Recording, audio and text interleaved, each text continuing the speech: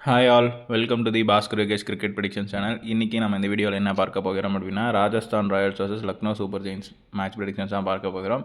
இந்த மேட்ச்சில் யார் வின் பண்ணுவாங்க, எந்த டீம் பிளேயர்ஸ் நல்லா விளையாடுவாங்க அப்படிங்கிற ஒரு டீட்டெயிலான ப்ரெடிக்ஷன் இந்த வீடியோ கொடுக்குறோம். ஸோ மறக்காமல் ஃபுல்லாக வீடியோ ஸ்கிப் பண்ணாமல் பாருங்கள். அடுத்ததாக இந்த வீடியோக்கு நீங்கள் புதுசாக வரீங்க அப்படின்னா லைக் பண்ணுங்கள், உங்கள் ஃப்ரெண்ட்ஸுக்கு ஷேர் பண்ணுங்கள். மறக்காமல் நம்ம சேனலுக்கு சப்ஸ்கிரைப் பண்ணி அந்த பெல் ஐக்கானை கிளிக் பண்ணிடுங்க. அப்போ தான் நம்ம போடுற வீடியோ தொடர்ந்து உங்களுக்கு வரும்.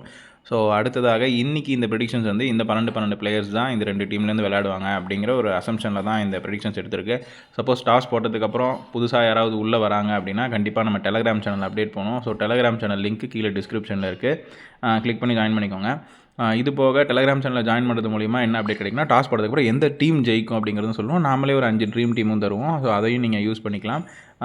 அதில் கேப்டன் வைஸ் கேப்டன் மட்டும் உங்களுடைய விருப்பத்துக்கு ஏற்ற மாதிரி போட்டுக்கோங்க. நம்மளுடைய ஃபுல் ப்ரெடிக்ஷன்ஸ் பார்த்துட்டு அதுலேயுமே நீங்கள் கேப்டன் வைஸ் கேப்டன் செலக்ட் பண்ணுங்கள்.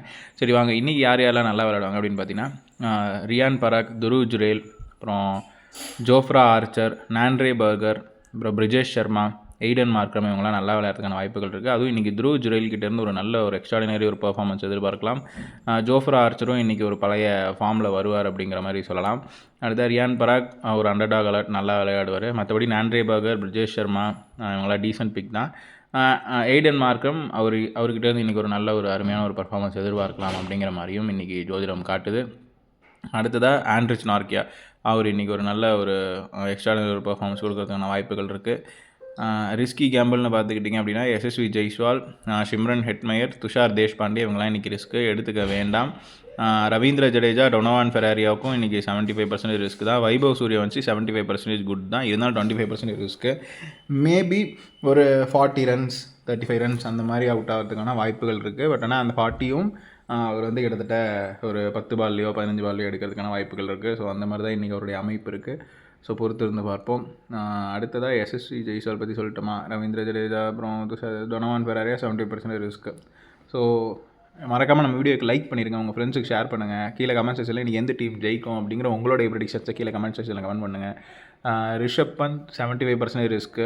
மிச்சல் மார்ஷ், அப்புறம் அப்துல் சமாத் இவங்களுக்குமே 75% ரிஸ்க் தான், எடுத்துக்க வேண்டாம். நிக்கலஸ் பூரான், அப்புறம் முகமது ஷமி, ஆயுஷ் பதோனி இவங்க 3 பேருக்குமே வந்துட்டு 75% குட் நல்லா விளையாடுறதுக்கான வாய்ப்புகள் இருக்குது.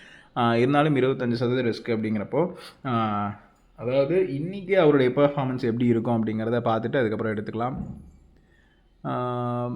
எனக்கு தெரிஞ்சு இன்றைக்கி ரிஷப் பந்த் கிட்டேருந்து கிட்டத்தட்ட ஒரு நல்ல ஒரு விக்கெட் கீப்பிங் எதிர்பார்க்கலாம்.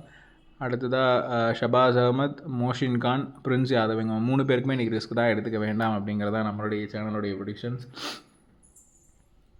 மேபி பிரின்ஸ் யாதவ் இன்றைக்கி ஒரு விக்கெட் எடுக்கிறதுக்கான வாய்ப்புகள் இருக்குது. பட் ஆனால் நிறையா ரன் கொடுக்கறதுக்கான வாய்ப்புகளும் இருக்குது, எக்கனாமிக்கல். அடுத்ததாக அவாய்ட் பிக்ஸ்ன்னு பார்த்துக்கிட்டிங்கன்னா ரவி பிஷ்னாய், முகுல் சௌதாரி இவங்க 2 பேருமே நீங்கள் இன்றைக்கி எடுத்துக்க வேண்டாம், அப்சல்யூட் அவாய்ட். ஸோ நல்லா பர்ஃபார்ம் பண்ண மாட்டாங்க.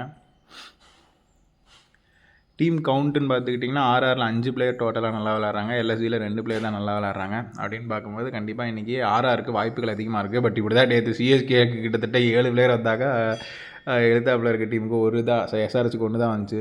பட் இதெல்லாம் என்னென்னு எனக்குமே புரியல, திடீர்னு மாற்றுறாங்க.